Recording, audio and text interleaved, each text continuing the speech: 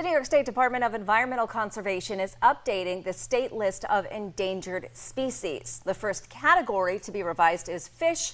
Mammals and birds will soon follow. And WENY's Connor Freidhoff has details on how local wildlife is impacted and how conservation is possible.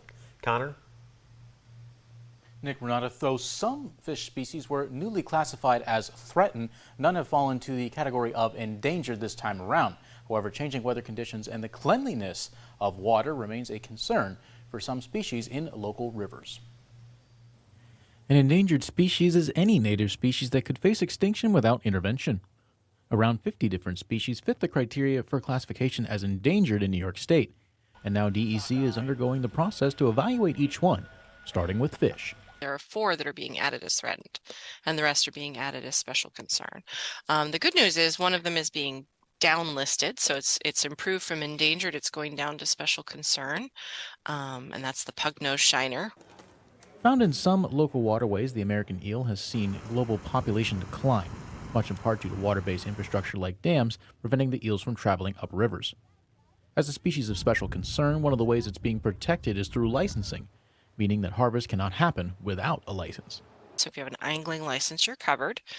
So you can still take them, but we are putting a little extra effort into monitoring their status and trying to get them better passage across dams, which is definitely happening in the Susquehanna. There are programs to truck and transfer them up over the dams and back up into New York, and we're actively stocking them in the upper reaches of the watershed here in New York. Protection of species potentially in danger begins at the local level. Cleaning off boats when moving to different bodies of water prevents invasive species from tagging along and disrupting ecosystems in the process. DEC has a campaign to clean, drain, and dry your boat, your gear.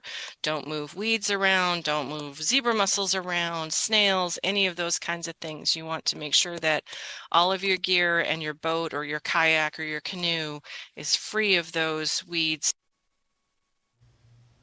And in the coming weeks, DEC plans to continue updating the list for the remaining groups such as mammals and amphibians. A reminder that unlawful removal of an endangered animal or its habitat can result in fines and citations. Nick, Renata?